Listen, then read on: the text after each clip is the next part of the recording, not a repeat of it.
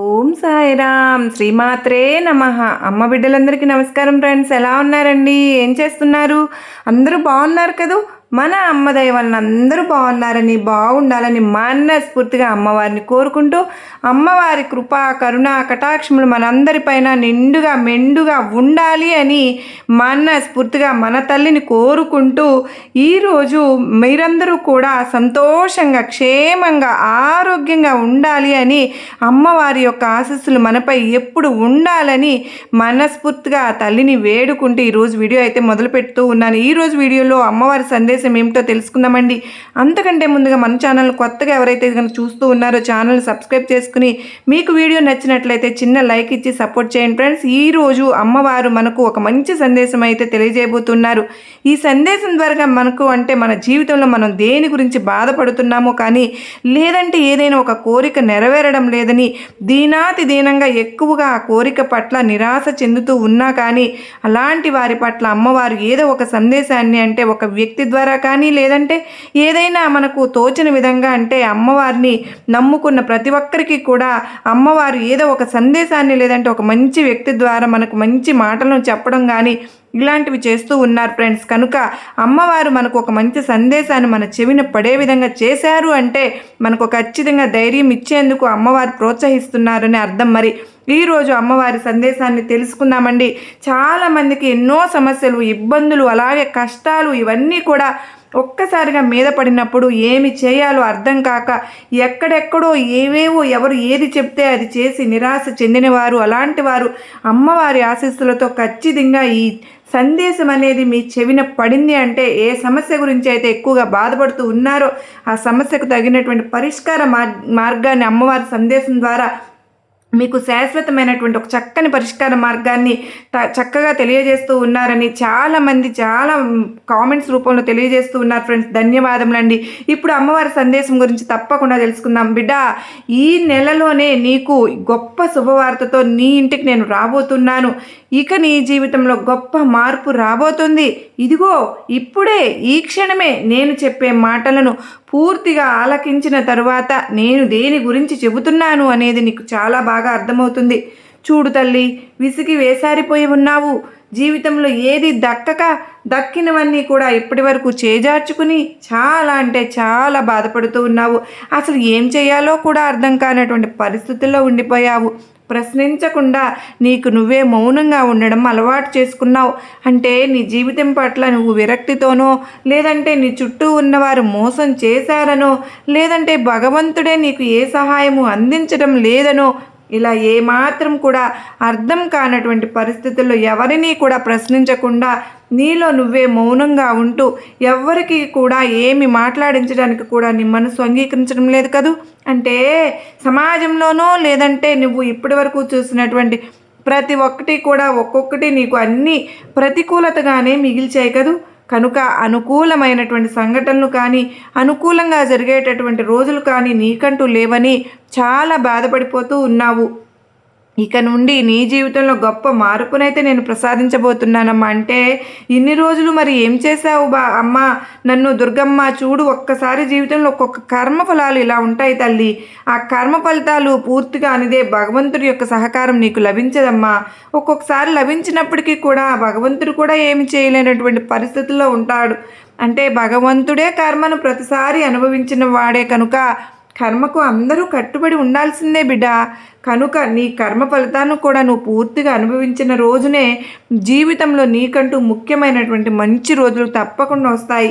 కనుక ఇప్పటి వరకు నువ్వు అన్ని రకాలుగా నీ కర్మ ఫలాలను అయితే అనుభవించేశావు. ఇప్పటి వరకు జీవితంలో ఎన్నో కష్ట నష్టాలను చూశావు, అలాగే ఎన్నో ఎదుర్కొన్నావు. ఇప్పటి వరకు నీకు అసలు ఎటువంటి ఆనందం కానీ సంతోషం కానీ, నీ కుటుంబ సభ్యులతో కనీసం సంతోషంగా గడిపేందుకు సమయం కానీ దక్కలేదని బాధపడుతూ ఉన్నావు.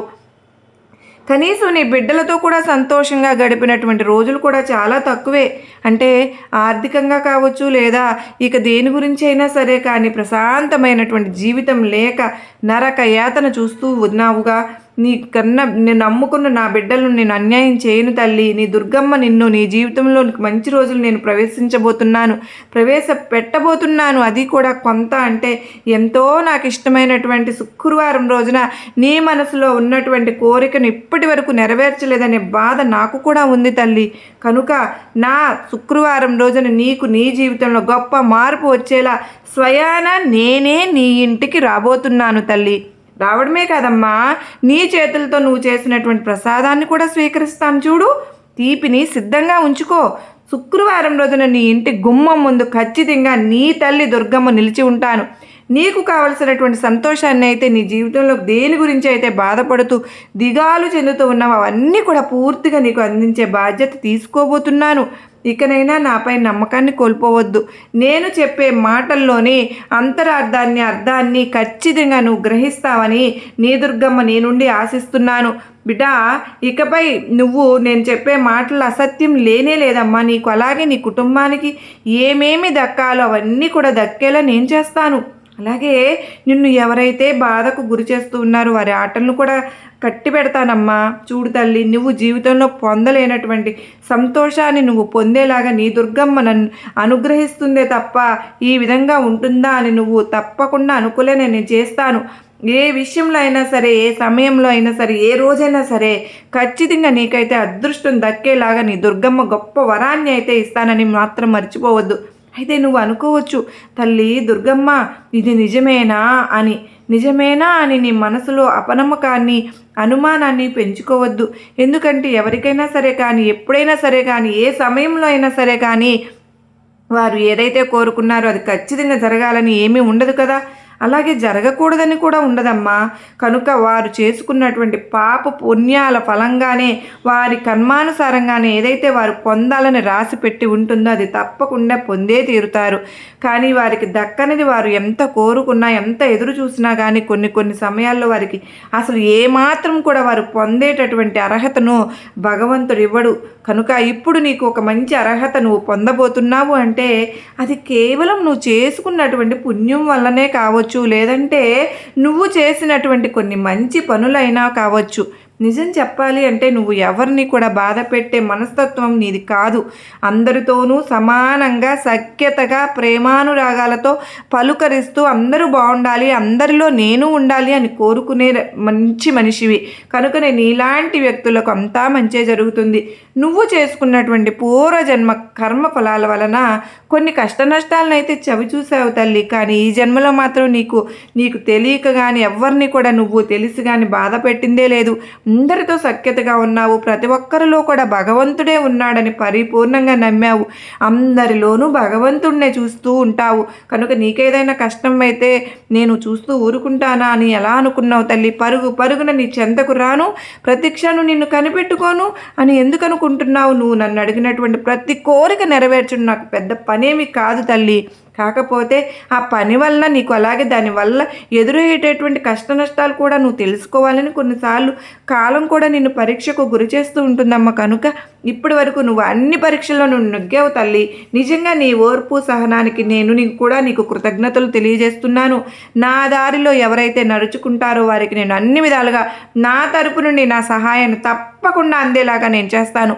చూడు తల్లి, తప్పకుండా శుక్రవారం రోజున నీకు నీ జీవితంలో గొప్ప మార్పు వచ్చేలా నా అనుగ్రహ వర్షాన్ని కురిపించబోతున్నాను. సంతోషంగా ఆనందంగా ఎదురు చూస్తూ ఉండు. నీకు నా ఆశీర్వాదములు ఇస్తున్నాను బిడ్డ అని మన దుర్గమ్మ తల్లి మనకు ఎంతో అత్యద్భుతమైనటువంటి సందేశాన్ని మన కోసం అందించారు కదా ఫ్రెండ్స్. ఈ సందేశం మనందరికీ కూడా నమ్మకాన్ని, ధైర్యాన్ని కలిగించింది కదూ, నచ్చింది కదూ. నచ్చినట్లయితే మరికొంతమంది అమ్మ బిడ్డలకు షేర్ చేయండి. అలాగే మరో చక్కని అమ్మవారి సందేశంతో మీ ముందుంటానండి. అంతవరకు అందరికీ కూడా అమ్మవారి ఆశీస్సులు మరింత నిండుగా మెండుగా ఉండాలి అని మనస్ఫూర్తిగా నేను కూడా అమ్మవారిని మరొక్కసారి కోరుకుంటూ అందరికీ నమస్కారం ఫ్రెండ్స్. ఓం సాయిరామ్, శ్రీమాత్రే నమః. కనక దుర్గమ్మ తల్లికి జై, దుర్గమ్మ తల్లికి జై, మన దుర్గమ్మ తల్లికి జై. సర్వే జనా సుఖినో భవంతు, లోకా సమస్త సుఖినో భవంతు.